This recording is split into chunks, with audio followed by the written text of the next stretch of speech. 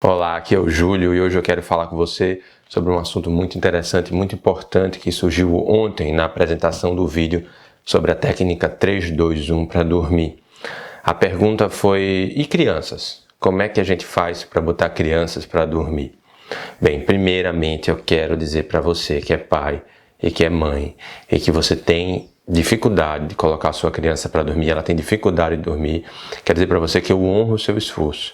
Eu sei que não é fácil. Eu mesmo tenho 3 filhas, 2 meninas e um menino, idade 16, 12 e 6. Passei por fases difíceis a respeito disso. Estou bem consciente de que tem crianças que têm mais predisposição a ter dificuldade de dormir. Sei que não é fácil, mas sim, tem algumas coisas que você pode fazer para facilitar esse processo de ensinar seus filhos a dormir. Creio que o primeiro passo é esse: você tem de entender que a sua função é ensinar seus filhos a dormir.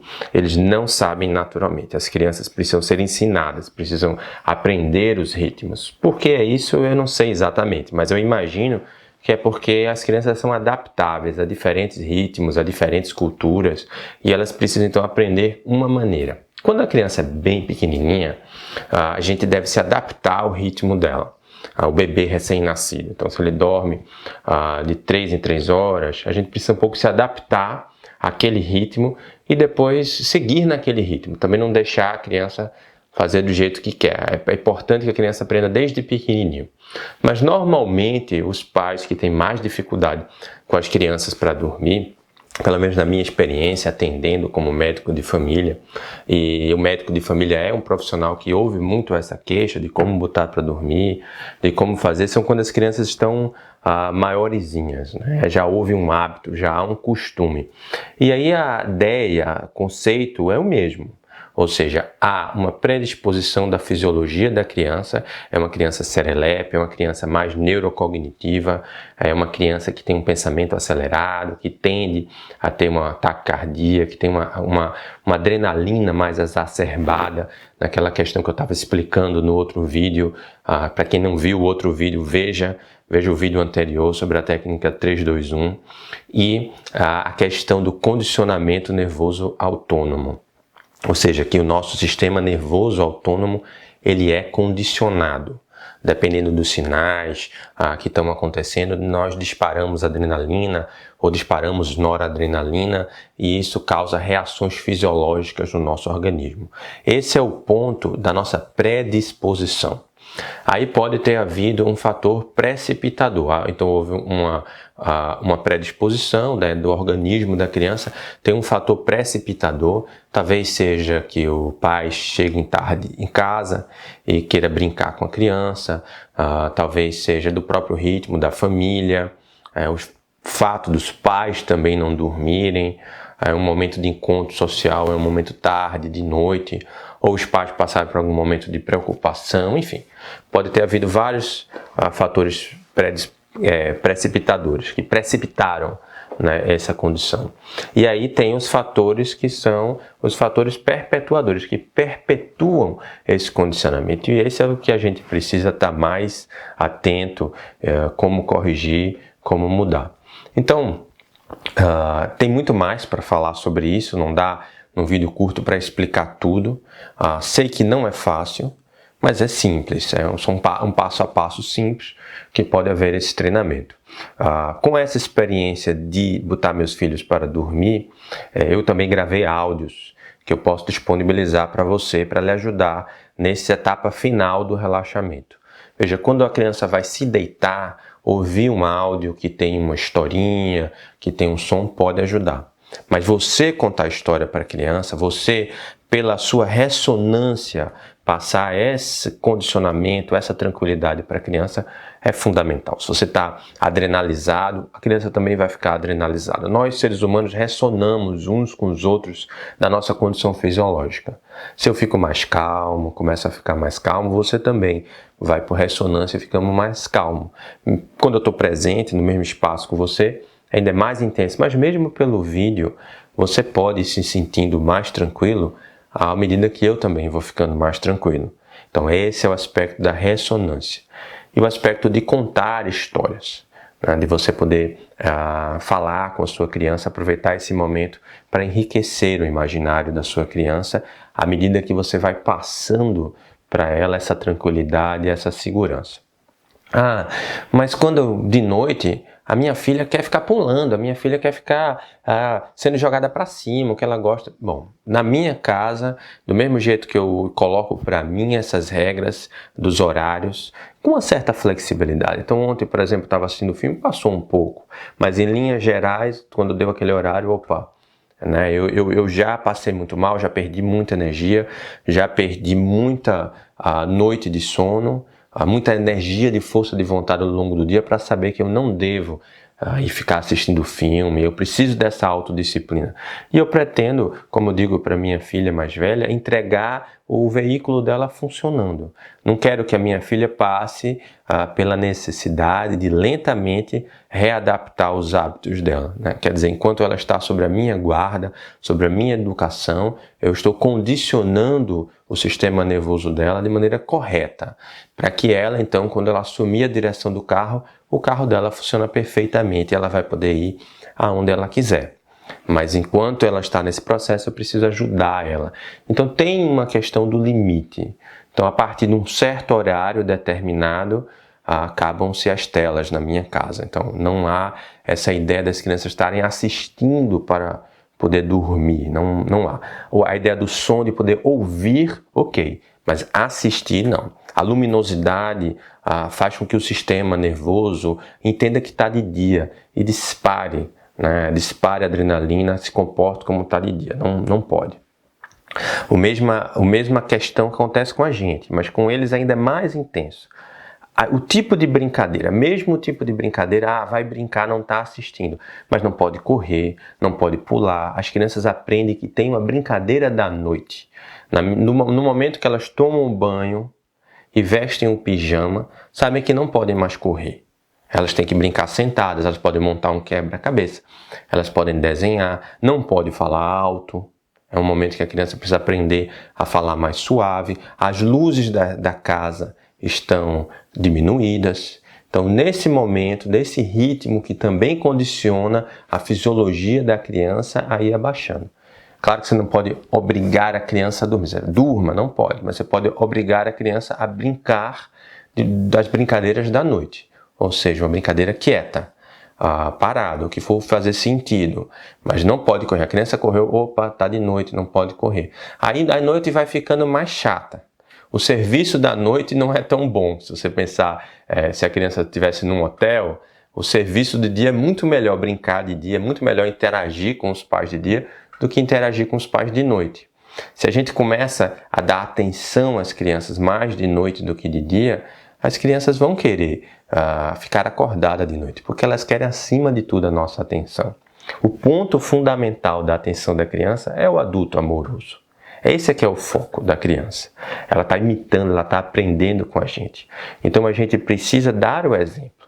Então na hora que todo mundo tomou banho, vestiu suas roupas de dormir, a casa está com a luz mais baixa, é uma hora que a criança vai ouvir da gente, vai ouvir histórias de sabedoria, vai brincar, vai interagir, vai ter carinho, só não vai ter brincadeiras do dia, não vai ter correria, não vai ter risadagem, não vai ter excessos, cosquinha. Para dar um exemplo, eu estava num ambiente social com outros pais no final de semana e tinha várias crianças juntas, o meu filho no meio com outras crianças, e já era 9 horas, a gente estava falando de botar as crianças para dormir e um pai ficou assim, responsável, não, eu fico com as crianças. Aí quando eu passei para ver o que ele estava fazendo, ele estava brincando de monstro, fazia, e as crianças todas corriam. Você imagina o que é que isso desperta em termos de adrenalina, o que isso desperta em termos de medo, de corrida. Então, não estava contribuindo para a fisiologia das crianças ficarem tranquilas, para poder dormir. Quer dizer, uma brincadeira de monstro, uma brincadeira de correr é legal, um pega-pega é legal, mas é uma brincadeira do dia, não é uma brincadeira da noite. Mas você pode dizer assim, mas eu não sei, o que eu vou fazer então? Eu não sei contar a história de sabedoria. Poxa, aprenda, é muito importante que você saiba passar a sabedoria de viver para seus filhos. É fundamental você dar esse exemplo. E às vezes eles não querem, eles querem fazer outras coisas, eles querem continuar brincando. Mas aí está a nossa ação como adultos de ensinar, ajudar a criança a se desenvolver, a entender seus limites.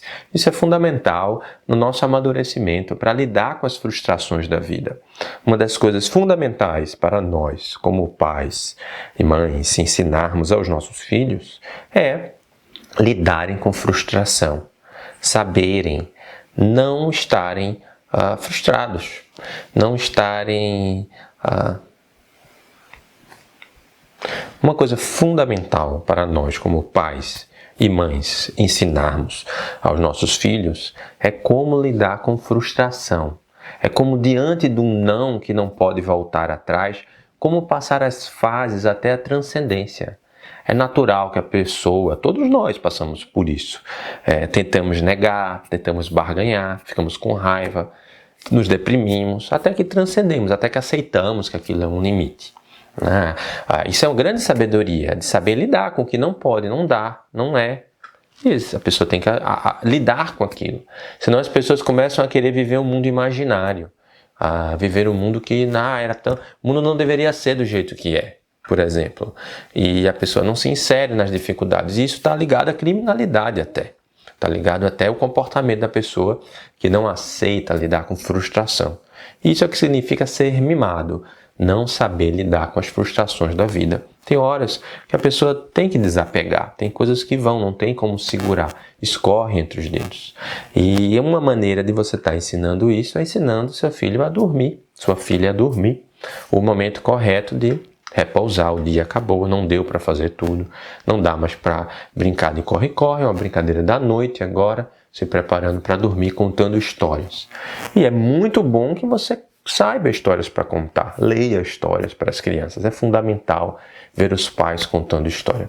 Um outro auxílio também são os áudios. Eu gravei áudios para ajudar as crianças a dormir, ensinando as crianças a dormir. Boa noite, pezinho. Boa noite, mãozinha. Boa noite. Vai dando boa noite internamente com voz gentil, tem uma historinha. Isso ajuda a criança a dormir. Não substitui, é importante que você como pai, como mãe, também conte histórias. Mas ajuda muito o áudio como uma culminância desse processo. Chega à noite, vai tomar um banho, bota o pijama. Agora a situação mudou, agora é outro horário. Agora é o horário da noite. As luzes são diferentes. As brincadeiras são diferentes, o tipo de fala é diferente, até que chega o horário de dormir. Então, se coloca um áudio, um som, e se pede que a criança ouça o som de olhos fechados. Ou ouça a história de olhos fechados. Você pode dizer para a criança assim, eu vou contar a história para você imaginar. Aí a criança fecha os olhos, você vai contando a história. Quando a criança abre, você para. Você diz, fecha os olhos para continuar a história. Aí a criança fecha os olhos. E você segue contando aquela história. Ela ama ouvir histórias, ela vai imaginando. Aí você vai contando a história, pode ir estimulando que ela imagine a história, não preenchendo demais. Então, a historinha também não deve ser contada cheia de altos e baixos, não. Um tom monotônico, uma historinha. Aí chegou, a pessoa olhou para o gênio, acontece tudo num tomzinho, mesmo tom, e deixa que a criança imagine, que ela intua essas imagens dentro dela, ela traga imagens dela mesma. Isso vai enriquecer ainda mais o imaginário dela, alimentar o imaginário dela. É maravilhoso. E o som ajuda muito como uma forma de condicionar esse relaxamento. E pode sim, é perfeitamente possível. Não é fácil, não é uma coisa do dia para a noite. Uma reeducação não é fácil, mas as crianças respondem bem ao processo de reeducação.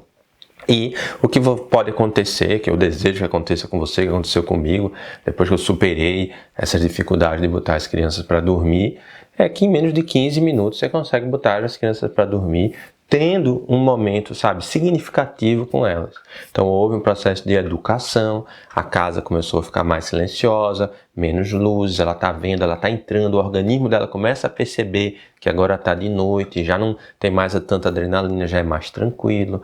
Aí você pode dar carinho, pode trocar um momento de proximidade, aí vai agora para a historinha, conta a historinha de olhos fechados, depois bota o som, você está ali junto dela, ouvindo o som também, caso ela abra os olhos, você está ali junto dela, e aí ela vai se acostumando, que vai dormir, isso vai criando um condicionamento que gera uma proximidade com seu filho, com sua filha, né?